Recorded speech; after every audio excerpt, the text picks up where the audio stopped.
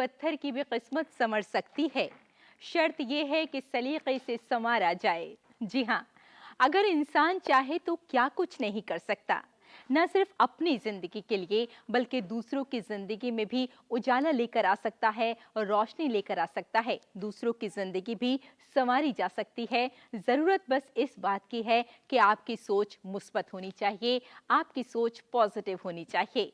और यकीन मानिए, कुछ ऐसी ही पॉजिटिव कहानियां लेकर हम हर एक हफ्ते हाजिर हो जाते हैं गुड न्यूज जज्बा इंडिया के साथ। मैं हूं रेशमा, मेरा आदाब कबूल कीजिए। दोस्तों, पानी हम सब के लिए कितना जरूरी है ये आपसे बेहतर कोई और जान ही नहीं सकता। जी हाँ, पानी के बिना ये कहा जा सकता है कि जिंदगी का तस्वुर ही नहीं है। जरा सोचिए, अगर पानी ना मिले कभी गर्मी के मौसम में, तेज धूप हो और पानी हम सबको मैसर ना हो, तो फिर हम सबकी क्या हालत हो सकती है। इंसान कैसे न कैसे करके पानी को दस्तयाब करा सकता है, लेकिन जरा सोचिए, जो चरिंदो परिंद हैं, जो हमारे आसपास खूबसूरत चिड़ियां हैं, तोते हैं, अगर उनको पानी ना मिले तो फिर कैसे उनकी जिंदगी होगी। सामीन, एक ऐसे खूबसूरत इंसान है, एक ऐसे दिलकश इंसान है जो परिंदों के लिए खास तौर पर काम करते हैं। जी हाँ, जगह जगह पानी के वो बर्तन रखवाते हैं ताकि परिंदों को पानी पीने में, खास तौर से गर्मी के मौसम में, बिल्कुल परेशानी का सामना ना हो। वाकई, अगर ऐसे लोग हमारे आसपास हों तो आप सोच सकते हैं कि जिंदगी किस कदर खूबसूरत हो सकती है। तो चलिए, आपको इसी शख्स से मिलवाते हैं और जानते हैं कि किस तरह से परिंदों के लिए पानी का इंतजाम करते हैं।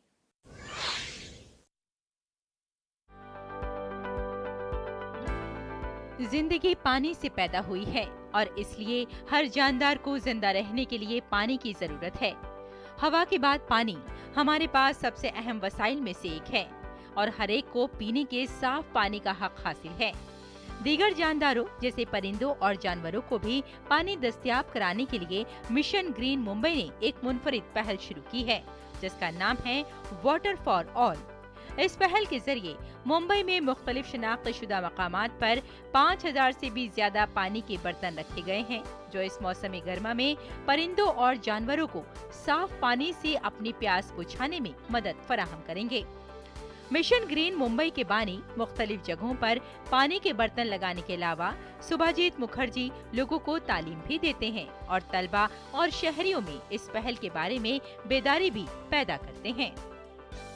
जहाँ तक मुंबई का सवाल है, मुंबई की बायोडाइवर्सिटी बचाने के लिए पेड़ों को, बर्ड्स को, सभी जो बायोडाइवर्सिटी के अंग है उसको बचाना चाहिए। हम ये बर्ड्स है या कैट है, डॉग है, ये एनिमल में काऊ भी है, डोंकी है, मीन बड़े बड़े उनको आज पानी की ज़रूरत है। आज समर सीज़न है, समर सीज़न में तो इनके लिए कोई एक बॉल पानी भी नहीं रखता है। अगर ये एनिमल लवर है या एनिमल रिलेटेड कोई भी है, उन्हें अगर हम वाटर बॉल दिए तो उनके लिए ये पानी की सुविधा हो सकती है। इसके पीछे का ये जो बहुत महत्वपूर्ण और एक अच्छा डिसीजन लिया उन्होंने। बहुत से स्कूलों और कॉलेजों के तलबा के साथ साथ मुकामी लोग भी जोशो खरोश से सबके लिए पानी के तस्वुर को पूरा कर रहे हैं। एरिक सोलहेम नॉर्वे के साबिक वजीर बराए मौसमियाती और माहौलियात, जो हाल ही में अपने मुंबई के दौरे पर थे, उन्होंने एक मकाम का दौरा करके उसे ट्वीट करके इस इक़दाम की हिमायत की है।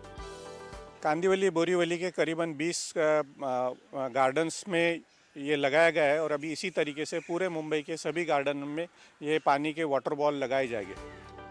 सीनियर इंस्पेक्टर सुधीर दूसरे शहरियों की तरह इन लोगों में से एक हैं जो तमाम पहल के लिए पानी की हिमायत कर रहे हैं। सुधीर पालतू जानवरों से मोहब्बत करने वाले हैं और इसीलिए आप ये देखकर हैरान रह जाएंगे कि कई बिल्लियों और कुत्तों ने इस थाने को अपना घर बना रखा है। आपको ये पालतू जानवर हमेशा इस थाने में घूमते हुए मिलेंगे।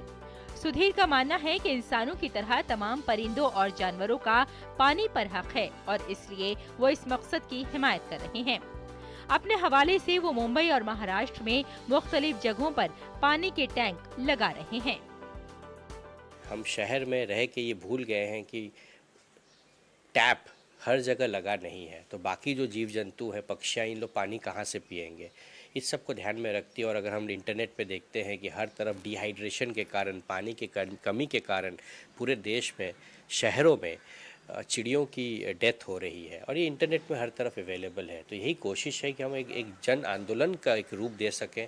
एंड जैसे मैंने पहले भी कहा है कि जल जीवन मिशन से प्रेरित होकर ये कोशिश है कि हर इंसान एक घर के बाहर छोटा सा एक पानी का एक बर्तन ज़रूर रखे, ताकि चिड़िया वगैरह भी उसमें से पानी पी के ज़िंदा रह सके। मुंबई वाले वाटर फॉर ऑल पहल के जरिए मुल्क भर में कुदरत के तई मोहब्बत और बेदारी पैदा करने की कोशिश कर रहे हैं और शहरी हयातियाती तनव्वु की अहमियत पर जोर देने के लिए पानी के तहफ़्फ़ुज़ के अमल पर तवज्जो मरकूज कर रहे हैं। Bureau report, DD news.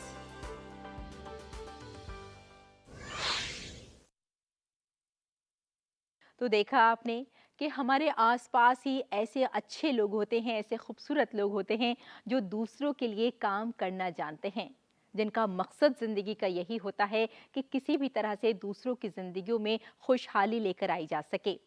खुशहाली की जब बात आती है तो यहाँ हम ये ज़रूर कहेंगे कि तालीम भी हम सब के लिए बहुत ज़रूरी है।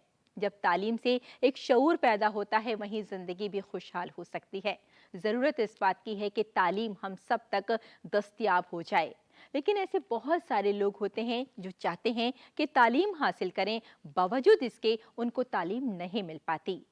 ज़रूरत इस बात की है कि किस तरह से हम जो समाज से कटे हुए लोग हैं या फिर जो गरीब गुरबा हैं, उनकी किस तरह से मदद की जा सके, उनको किस तरह से तालीम दी जा सके।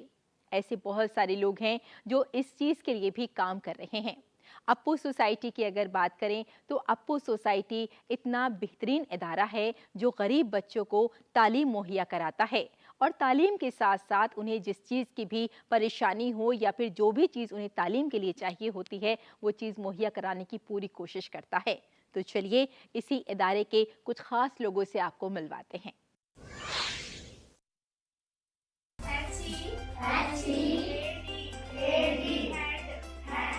मुआशरे में कुछ लोग ऐसे होते हैं जो दूसरों की खुशी में अपनी खुशी देखते हैं। अपनी खुशियों को कुर्बान करते हुए वो दूसरों की खिदमत को अपनी जिंदगी का मकसद बनाते हैं। कुछ ऐसी ही मुहिम पंजाब के शहर भटिंडा में जारी है, जहां गरीब और कच्ची बस्तियों के बच्चों के घरों को तालीम की रोशनी से मुनव्वर किया जा रहा है।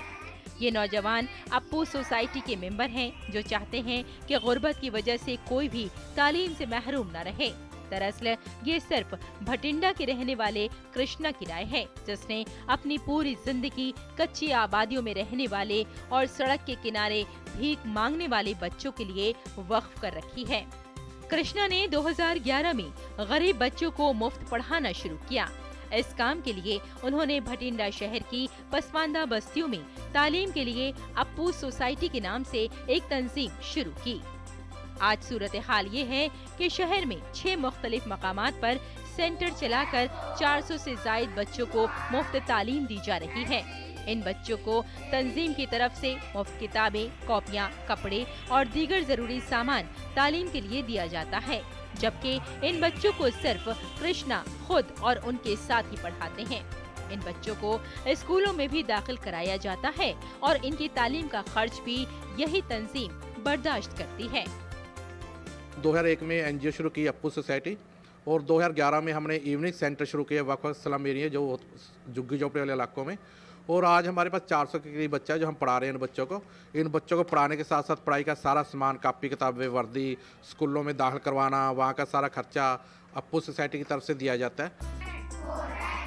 हाशिए पर खड़े इन मासूम लोगों के हाल और मुस्तकबिल को संवारने के मकसद से सिर्फ कृष्णा अपनी कमाई का बेशतर हिस्सा इसी काम में खर्च कर रहे हैं।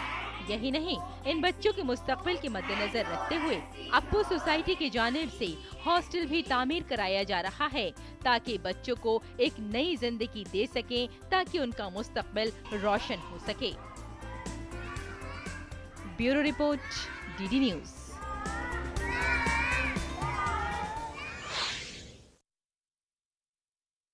दोस्तों, कुछ इलाके ऐसे हुआ करते हैं जहां अगर नदी हो तो ये कहा जा सकता है कि बाढ़ का सामना भी करना पड़ सकता है, और ऐसा अक्सर होता भी है। कोसी नदी के बारे में कौन नहीं जानता, जहां अक्सर बाढ़ का सामना लोग करते हैं। और परेशान भी होते हैं। लेकिन कुछ किसान ऐसे हैं जो जानते हैं कि बेहतर करने का अगर जज्बा हो, कुछ नया करने का जज्बा हो, तो जिंदगी को किस तरह से बेहतर बनाया जा सकता है। जी हाँ, कुछ ऐसे किसान हैं जो इसी जमीन पर तरबूज या फिर खरबूज या फिर ककड़ी उगाने का बहुत खूबसूरत तरीके से काम कर रहे हैं। यानी ये कहा जा सकता है कि बंजर जमीन से किस तरह से सोना निकाला जा सकता है, ये किसान बेहतर तरीके से जानते हैं। तो चलिए इन किसानों से मिलते हैं और जानते हैं कि किस तरह से ये लोग इस जमीन से ये सारी ही चीजें हम तक पहुंचा रहे हैं उगाकर।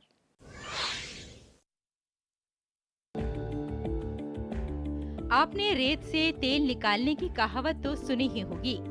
रेत से तेल निकालने का मतलब है नामुमकिन को मुमकिन बनाना। कोसी के दयारा इलाके में उत्तर प्रदेश से आए किसान रेत से तेल तो नहीं निकाल रहे हैं, लेकिन तरबूज, खरबूज और ककड़ी निकाल रहे हैं। जी हाँ, कोसी को बिहार का दुख या फिर गम कहा जाता है, क्योंकि ये नदी साल के 5 महीने इस इलाके में तबाही लाती है, जिसकी वजह से यहाँ ज़राअत की अहम फसलें नहीं उगाई जा सकती। लेकिन कहा जाता है कि अगर कुछ करने का जज्बा हो तो नामुमकिन को भी मुमकिन बनाया जा सकता है। इन किसानों से मिलिए जो इस बंजर जमीन पर सोना उगाने का शौक रखते हैं। ये किसान उत्तर प्रदेश से यहाँ आए हैं और दीगर सब्जियों जैसे तरबूज, खरबूज, ककड़ी और कद्दू को काश्त कर रहे हैं। वो इस इलाके में 5 माह तक रहते हैं और अपने खानदान को साथ लेकर आते हैं। घर वाले भी उनके काम में मदद करते हैं। ये किसान सहरसा जिले के बलुहा पुल के नीचे कोसी दयारा इलाके में रेतीली मिट्टी में उगने वाली तमाम फसलें उगाते हैं। ये किसान नवंबर के महीने में यहाँ आते हैं और सैलाब से पहले उत्तर प्रदेश वापस चले जाते हैं। कोसी का जमीन है बालू का, यहाँ पे हम लोग 8-10 साल से खेती करते हैं। ये बलुआ पुल से लेके नेपाल तक जितना भी ये बालू वाला जमीन है यहाँ पे सब पे खेती होता है। यूपी से आए हैं, बलुआ पुल के नीचे सहरसा की कोसी नदी पे खेती कर रहे हैं तरबूज वाला। यहाँ से लगा कर नेपाल तक का खेती है। इसके लिए ये किसान यहाँ की तकरीबन 700 एकड़ जमीन मुकामी लोगों से लीज पर लेते हैं। इनकी फसल की पैदावार की मांग बिहार, उत्तर प्रदेश, आसाम और त्रिपुरा जैसी रियासतों में भी है, जिसकी वजह से अगर इन किसानों की मानी जाए तो इसमें उन्हें काफी मुनाफा मिलता है। ये बालू की ढेर है जिस पर ये सोने की भाव की कीमत में उपजा करके अपना 2 पैसा कमा रहे हैं। बिहार के कोसी दयारा इलाके में कल तक जो जमीन बेकार समझी जाती थी, आज इन किसानों ने यहाँ पर सोना उगा दिया है। इससे साबित होता है कि मजबूत कुव्वते इरादे के बलबूते पर नामुमकिन को भी मुमकिन बनाया जा सकता है। Bureau report, DD news. और यहाँ लेते हैं एक छोटा सा ब्रेक, जल्द हाजिर होते हैं। आप देखते रहिए गुड न्यूज जज्बा इंडिया का।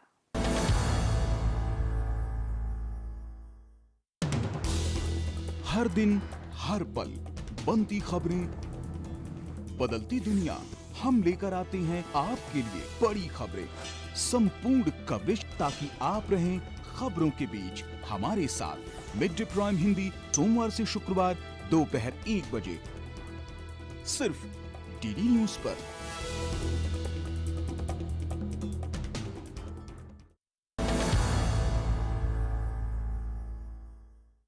कहते हैं कि अगर कुछ करने का जज्बा हो तो कोई भी परेशानी आड़े नहीं आ सकती, चाहे हम जिस्मानी तौर पर दिव्यांग ही क्यों ना हो। जी हाँ, एक ऐसी लड़की है जिसको हम काफी के नाम से जानते हैं और काफी देख नहीं सकती। कई बार ऐसा होता है कि कुछ हादसात हमारे साथ ऐसे हो जाया करते हैं कि हम अपनी ज़िंदगी को बिल्कुल दूभर बना लेते हैं या फिर परेशानियों का सामना करते ही रहते हैं। लेकिन जिसका हम जिक्र कर रहे हैं काफ़ी के ऊपर, जब वो बहुत छोटी थी तो किसी ने तेज़ाब डाल दिया था, जिसकी वजह से उनकी आंखें चली गईं। बावजूद इसके ज़िंदगी में आगे बढ़ना सीखा और आज वो बहुत बेहतर तालीम हासिल कर रही हैं और ज़िंदगी में बहुत कुछ बनना भी चाहती हैं। तो चलिए आपको काफ़ी के बारे में बताते हैं और जानते हैं कि कैसी है उनकी ये कहानी।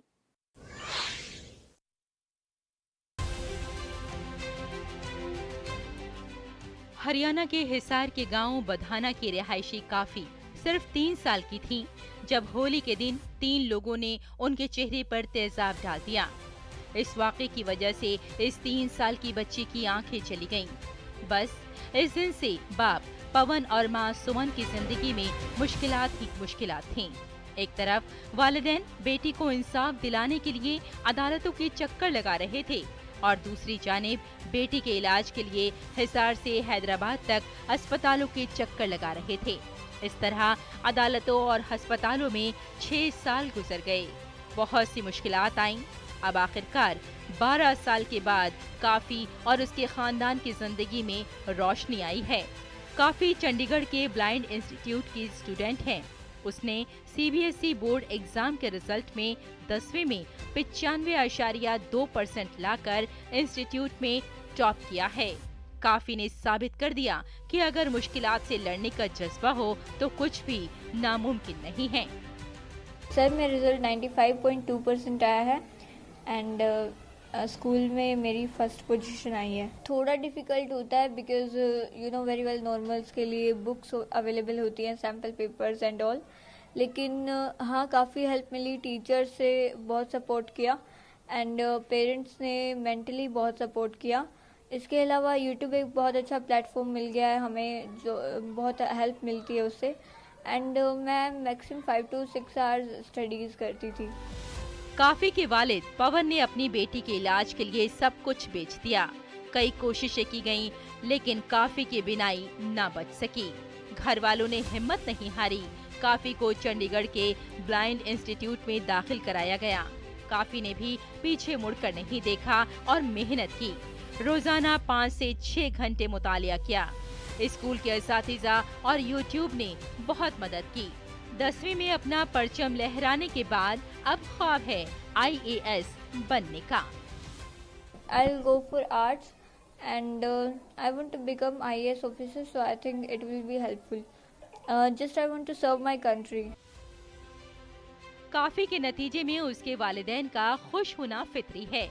वो इस नुमाया कामयाबी पर फख्र महसूस कर रहे हैं। सर मेरी जब 3 साल की बेटी थी, जब पड़ोसी ने एसिड डाल दिया था सर, मैंने बहुत मेरा 6 साल इलाज चला सर हॉस्पिटल में, सफदरजंग में हॉस्पिटल एम्स में हैदराबाद में। सर मेरा सब कुछ लग लिया था सर, मैंने फिर भी नहीं हिम्मत आ रही वे मेरी बेटी बच जाए, लेकिन इसकी आँख आई नहीं सर। 6 साल के बाद बिल्कुल मना कर दिया सर डॉक्टरों ने, भाई कोई नहीं समाधान हो सकता, आँख तो नहीं आ सकती। फिर आप ने राय दी भाई इसको पढ़ाई शुरू करा दे हैं, लेकिन जब से मैंने इसको पढ़ाई कराई जी 2 साल में हिसार पढ़ा के लिया सर। 6 साल मैंने यहाँ हो गए सर पढ़ाते हुए। बहुत कठिनाई आई सर, लेकिन मैं सभी को माँ बाप को बोलता हूँ कि बच्चों से हार मत मानो, बच्चों को जिताओ। बहुत खुश हूँ जी, मैं बहुत खुश हूँ। अब वर्गीय लोगों की दया से है, सुबह से भी बहुत रिपोर्टर आ रखे हैं, बहुत खुश हूँ। मेरी बेटी का जो सपना सोच रखा है वो पूरा होएगा। ये कहती भी मैं वो IAS बनूंगी, IAS ही बनेगी। अब मेरे पूरी फिक्स बैठ गई कि मेरी बेटी बन सकती है IAS। अगरचा 15 साल काफी को क्रिकेट और मौसीकी पसंद है, लेकिन एक इंतजामी अफसर बनने के लिए वो पढ़ाई से लेकर सब कुछ सीखने में दिलचस्पी रखती हैं और सब कुछ पहले ही करने की कोशिश करती हैं। उनका मानना है कि बिना एक होने का मतलब कभी भी जिंदगी का खात्मा नहीं होता। Bureau report, DD news. दोस्तों, सब्जियों से बनी सलाद तो आपने जरूर खाई होगी। अक्सर आपकी प्लेट में गाजर, मूली, टमाटर या फिर ये कहा जा सकता है मुख्तलिफ सब्जियों की सलादें हो सकती हैं, लेकिन क्या कभी आपने दालों की सलाद खाई है? जी हाँ, बहुत रेयर होता है कि हम दालों की सलाद अपने दस्तरख्वान पे लगाएं, लेकिन एक ऐसी शख्सियत से आज हम आपको मिलवा रहे हैं जो ये जानती हैं कि किस तरह से रंग बिरंगी खूबसूरत दालों से सलाद बनाई जा सकती है, जो न सिर्फ देखने में खूबसूरत लगती है बल्कि हमारी सेहत के लिए भी बेहतर साबित होती है। तो चलिए जान लेते हैं कि इस तरह से जो दालों से सलाद बनाई जाती है कैसे बनाई जाती है और फिर वो हमारी सेहत के लिए क्यों बेहतर साबित होती है।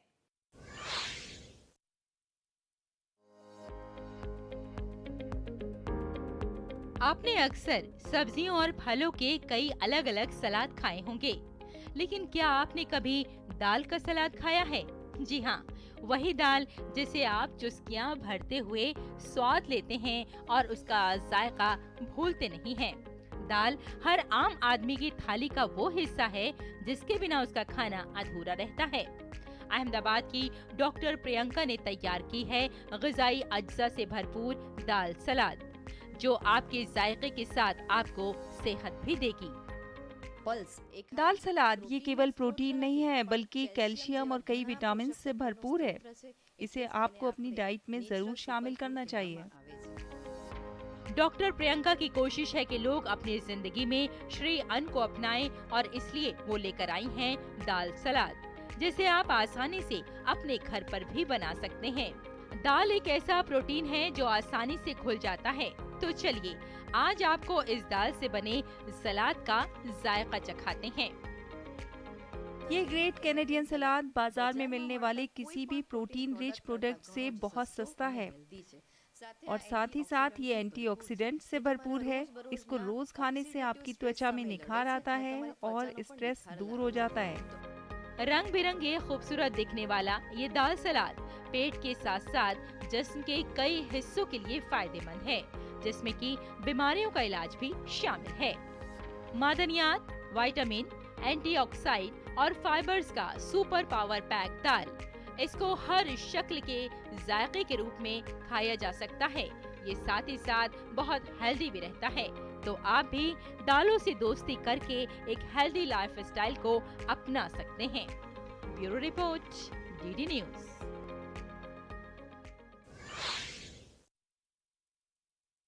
ये दुनिया किस कदर खूबसूरत है। जी हाँ, आसमान का नीला रंग, या फिर ये कहा जा सकता है दरख्तों का हरा रंग, हर तरह का फूल हमारे सामने होता है जो अपनी दिलकशी हम पर लुटा देता है।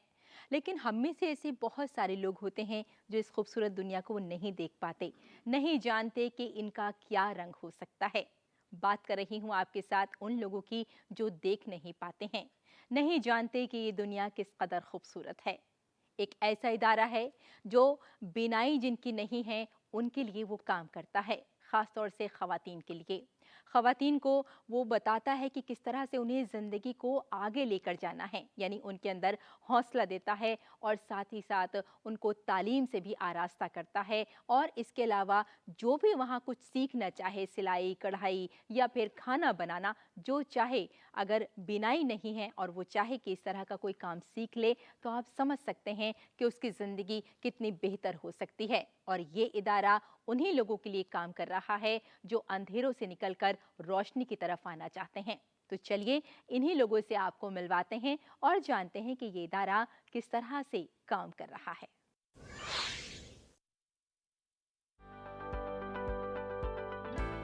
रोशनी खुदा की सबसे बड़ी नेमत। अंधेरा होते ही हमारी उम्मीदों के फूल मुरझाने लगते हैं, लेकिन कुछ आंखों ने रोशनी के ये मेले नहीं देखे। NBA ऐसी ही आंखों की रोशनी बनकर उभरा है। Centre for blind women and disability studies, इस इदारे में नाबीना खवातीन और तालिबात को न सिर्फ अपने पांव पर खड़ा होना सिखाया जा रहा है, बल्कि आम जिंदगी में किसी पर इन्हिसार न करने की खुसूसी तरबियत भी दी जा रही है। कंप्यूटर की तरबियत लेने के बाद खवातीन कस्टमर केयर एग्जीक्यूटिव और रिसेप्शनिस्ट के तौर पर भी काम कर रही हैं। मैं यहाँ पे CC यानी कि कस्टमर केयर एग्जीक्यूटिव का कोर्स कर रही हूँ और उसके अंदर मैंने कंप्यूटर शुरू से लेकर लास्ट तक सीखा और उसके अंदर मैंने होम साइंस की ट्रेनिंग भी ली। पहले तो गांव तरफ ही पढ़ाई कर रहे थे तो उतना चेंजेस नहीं था, बट अभी यहाँ पे जब से दिल्ली आए हैं तब से थोड़ा अलग से ही, मतलब वातावरण भी अलग ही मिला। CC की बात करें तो उसमें आगे बच्चों के लिए काफ़ी सारे रास्ते खुल जाते हैं जॉब्स के लिए, जिसमें कि आप कॉल सेंटर में तो आप काम कर ही सकते हैं, और अगर क्योंकि आपको कंप्यूटर पे काम करना आ गया, डेटा एंट्रीज करने आ गए हैं, आप कॉल रिसीव कर लेते हैं, कस्टमर के साथ डील कर लेते हैं, तो आप फ्रंट डेस्क पे भी काम कर सकते हैं। यही नहीं, चाहे सब्जियां काटना हो या फिर खाना पकाना, सुई में धागा डालना हो या कपड़े सीना, ऐसा कुछ भी नहीं है जो NBA की ये होनहार लड़कियां नहीं कर सकती। इनमें से बहुत सी खवातीन ऐसी हैं जिनकी आंखों की रोशनी बहुत देर के बाद गई है। वो इसके लिए ज़हनी तौर पर तैयार भी नहीं थी, लेकिन जब वो एनबीए के साथ मिल गईं, तो उनकी जिंदगी को एक नई किरण मिल गई। मुझे लगता है कि हम 2 महीने, 1 महीना हम उस प्रोटेक्शन में रखते हैं, लेकिन 1 महीने के बाद फिर हम थोड़ी थोड़ी मेन स्ट्रीमिंग का एक्सपोजर देने लगते हैं। हम उन्हें ले जाते हैं कामकाजी जगहों पे, कॉर्पोरेट में या फैक्ट्रीज़ में, और उन जगहों पे ले जाके दिखाते हैं लोग कैसे काम कर रहे हैं। तुमने इसके बीच में काम करना है। फिर जो हमारी लड़कियां पहले से काम कर रही होती हैं उनको बुला के बातचीत कराते हैं कि बताइए क्या माहौल है और क्या हाल है। हमारी कोशिश ये होती है कि हम धीरे धीरे इन्हें उस प्रोफेशनल एटमॉस्फेयर के साथ अवेयर कराएं, ताकि इनको समझ आने लगे कि मैंने कहाँ जाके काम करना है। इन खवातीन को centre for blind women and disability studies में उनकी दिलचस्पी के मुताबिक तरबियत दी जा रही है। हम इस ट्रेनिंग में इनको साइंस का पूरा बैकग्राउंड देते हैं, सेल से स्टार्ट करते हैं इन्हें पढ़ाना, सेल से लेके ये पूरे बॉडी के बारे में सीखते हैं। उसके बाद फिर ब्रेस्ट के बारे में डिटेल में पढ़ते हैं एंड ब्रेस्ट कैंसर के बारे में। डिस्कवरिंग हैंड्स स्कीम के तहत छाती के कैंसर की स्क्रीनिंग की एक खास तकनीक जर्मनी से तरबियत याफ्ता ट्रेनर्स के जरिए साइंस से मुताल्लिक मुख्तलिफ माजूर लड़कियों को सिखाई जाती है। खाना पकाने के माहिरीन इन तालिबात को न सिर्फ अमली खाना पकाने की तरबियत देते हैं, बल्कि इस इदारे के ज़ेरे इंतजाम ब्लाइंड बेक कैफे में केक, पेस्ट्री और पास्ता जैसी लजीज डिशेस भी तैयार करना सिखाते हैं।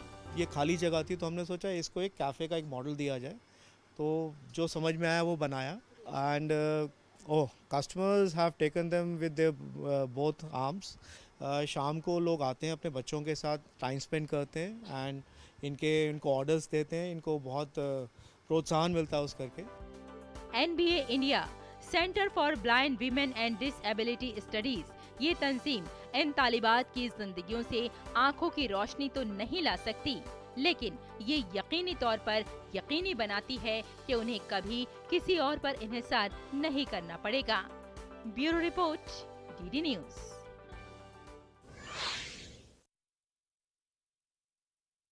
तो देखा आपने कि हमारे पास किस कदर खूबसूरत कहानियाँ बिखरी हुई होती हैं, लेकिन हम नहीं जानते कि हमें ज़िंदगी में क्या कुछ करना चाहिए।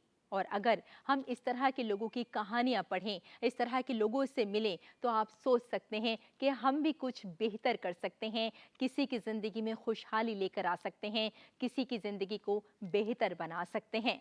और अगर हम कुछ ना भी कर पाएँ तो हम इतना तो कर ही सकते हैं कि किसी के चेहरे पर एक मुस्कुराहट दे सकते हैं, किसी के आंसू साफ कर सकते हैं। और मुझे लगता है कि अगर हम इतना भी कर पाएँ तो हम सब की ज़िंदगी बेहद मुतमईन हो सकती है। और शायद इसीलिए हम सब दुनिया में आए भी हैं कि हम एक दूसरे के साथ इंसानियत से पेश आएं। अगर वाकई हम ऐसा करते हैं तो एक बेहतर और खूबसूरत समाज हमारे सामने होगा। तो चलती हूँ, लेकिन जाने से पहले इतना ज़रूर आपसे कहूँगी कि अपने चेहरे पर एक मुस्कुराहट रखिएगा, क्योंकि जब आप मुस्कुराते हैं तो दूसरों को मुस्कुराने का सबब दे जाते हैं। इसी के साथ इजाज़त, bye bye and take care.